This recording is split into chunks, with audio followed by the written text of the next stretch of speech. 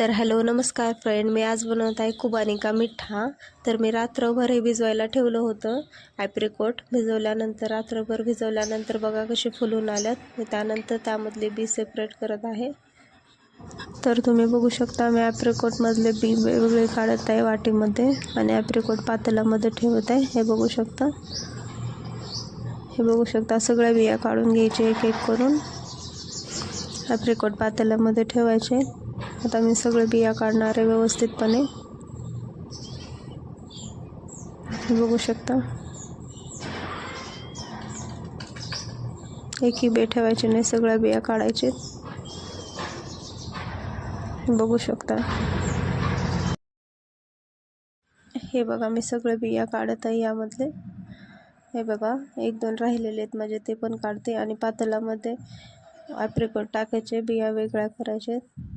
हे बघा आणि हे पाणी हे झालेलं आहे। हे पाणी आहे ना फेकून नाही द्यायचं, कारण हे पाणी आपल्याला लागणार आहे उकळण्यासाठी आणि हे बिया आपल्याला फेकून नाही द्यायचे।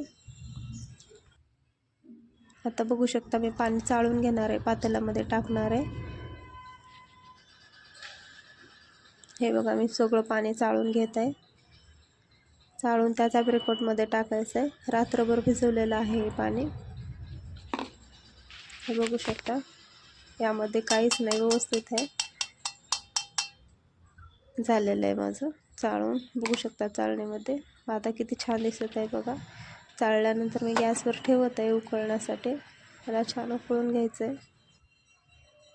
आता मी उकळायला ठेवलेलं आहे। आता हे जे आहे हे बिया मी फोडून घेणार आहे, त्यामध्ये बी निघते, कारण ते आपल्याला यूज करायचं आहे। ते आपल्याला लागणार आहे खुबानी का मिठा बनवण्यासाठी, वरून टाकण्यासाठी लागणार आहे। आता मी व्यवस्थित फोडून घेणार आहे याला। हे बघा खलबत्त्याच्या धोंड्याने मी व्यवस्थित फोडून घेणार आहे। हे बघा आता मी सगळं फोडून घेऊन बिया बाजूला काढणार आहे याच्या। हे बघा फोडून घेऊन मी बिया बाजूला काढणार आहे। आता हे आपलं ॲप्रिकॉट उकळी येत आहे, याला छान उकळी येऊ द्यायची। आता मी बिया काढलेले, बिया काढून झाल्यानंतर वाटीमध्ये साईडला ठेवायचे। आता ह्याला बघायचं आपण व्यवस्थित। हे बघा उकळी छान आलेली आहे। आता आपण गॅस फुल करून घेऊता। आता याला मॅश करायचं, मॅश करून घ्यायचं, असं मॅश करून घ्यायचं। आता मी गॅस फुल केलेला आहे, हे बघू शकता। आता याला चमच्याने मॅश करून घ्यायचं, बारीक बारीक करून घ्यायचं। हे बघा आता मी 4 चमच साखर टाकणार आहे यामध्ये। तुम्हाला कसं गोड आवडतं यानुसार तुम्ही बघू शकता।